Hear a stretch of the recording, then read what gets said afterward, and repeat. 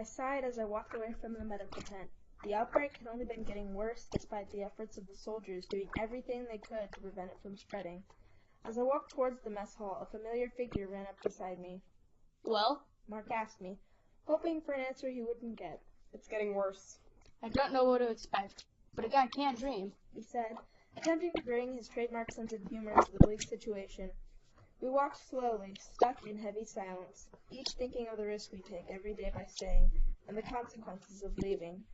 Sitting on the sidelines of the mess hall, I hear soldiers talking, quietly, in Bengali, English, some Swahili, little bits of native dialects of the surrounding towns and regions. I don't know why they bother being discreet. It's the only thing on everybody's mind. Everywhere I hear the same word, Jenga, disaster. As I sit on the cold metal bench and eat the slop they call food in camps, I see someone weaving through rows of tables, moving quickly towards my table. I'm one of the highest-ranking people with medical experience in this camp who can actually keep a level head. So naturally, managing the panic doctors who don't know what to do with a medical ward that isn't full of shrapnel or a missing arm was dropped on me. This can't be good. Good luck with that, Commander. Mark nods to the man. Beck, I think, drops his plate in the dish tub and walks slowly around the tables of people and out the door of the mess hall. Sighing, I turn my attention back to the soldier. As the sweating man finally reaches my table, he starts to stutter something incomprehensible while trying to catch his breath from running all the way across camp. Spit it out. I snap at him. New case of Ebola, He finally says. Where? They're moving him to the medical tent right now. I run to the hastily constructed antechamber, put on the necessary hazmat suit, and rush into the tent to see the man, lying on the mat of the floor in the oversized medical tent. It's another soldier I don't recognize, devastated and unlikely to survive due to the deadly virus in his bloodstream.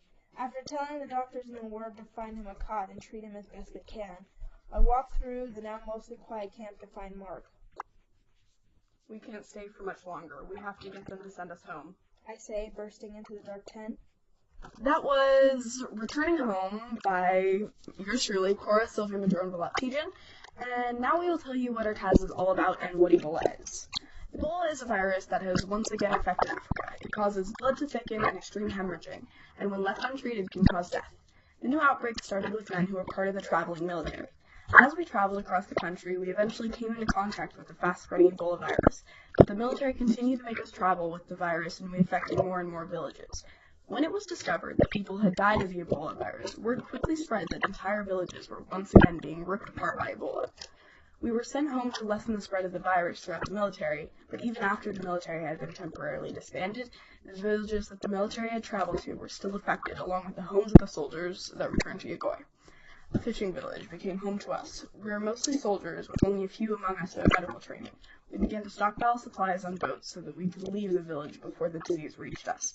After gathering our healthy family members and friends from the village, we set sail to Stay Island, and we all left. Afterwards, Sierra Leone shut down its borders to lessen the spread. The goal of our self-quarantine is to avoid an Ebola outbreak that has returned to the place we originally lived. To avoid the outbreak, we now live on Stay, a small, mostly uninhabited island off the coast of the bigger Sherbro Island in Bunk Province of Sierra Leone. Stay is a small, tropical island mostly made up of forests and beaches.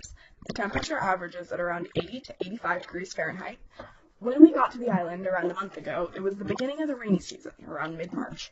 We're living next to a lake in a clearing near the beach away from a small settlement of natives on the other side of the island. In our Taz, we have no outside help, so we are completely self-sufficient. Our main goal is making sure that we don't contract the Ebola virus and maintaining communication with the outside world. Maintaining communication is a challenge, as well as living on the island and providing basic needs. Now move into the Taz itself. In order to protect ourselves from the elements, we will build shelters from things like rain and the sun's rays. We will use canvas tents for sleeping. Each of these can hold up to 10 people. We will use shelters constructed from resources we found on the island like palm fronds and wood to make shade for everyday use, like meal times and daily socializing, or community meetings.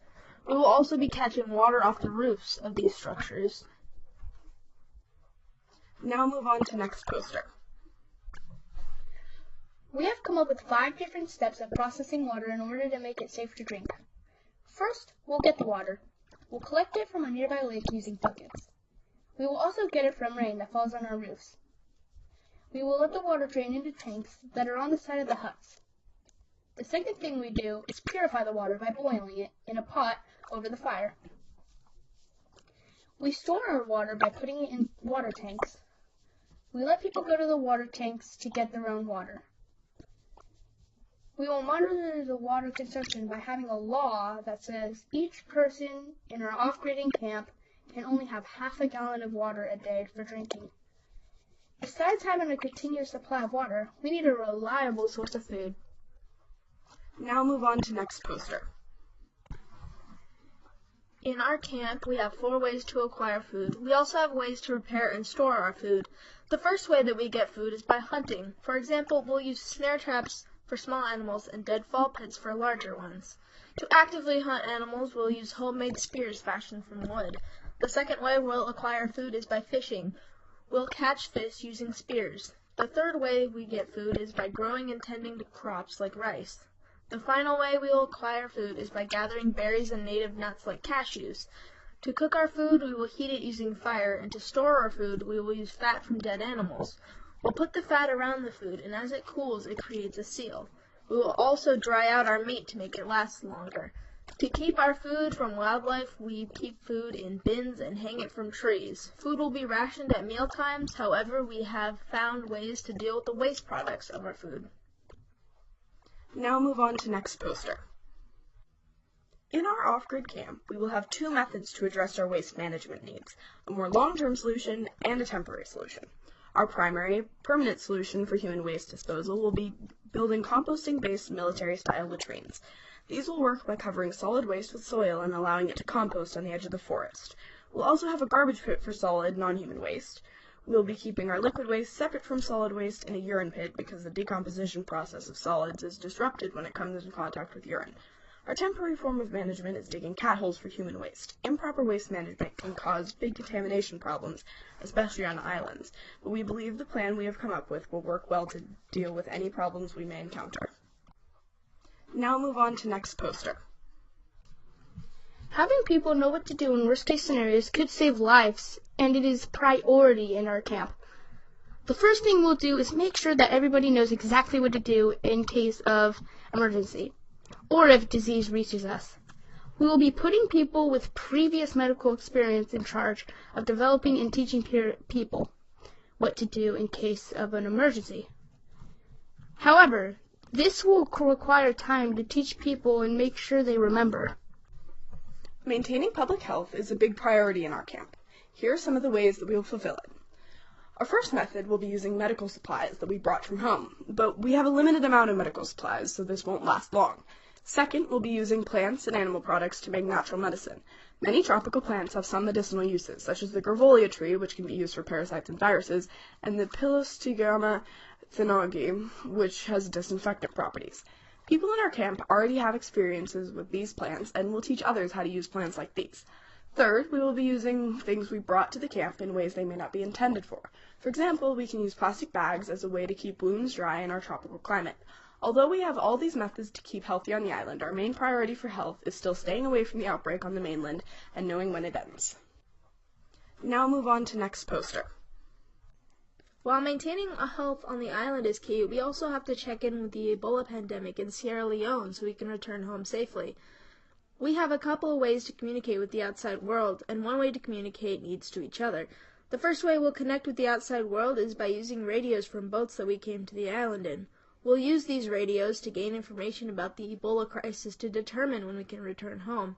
However, in the event that the radio fails to work, some of us will use boats to physically go to the island to gain information. This is a last resort option. When they return to the island, they will be quarantined for 7 days in case they have the virus. To address issues within our own camp, once a week we will gather at the center and discuss issues with possible solutions. In conclusion, we will use the boat radio to talk to people on the mainland, and in a worst-case scenario, we will actually go to the mainland. We will talk about issues in the center of camp once a week.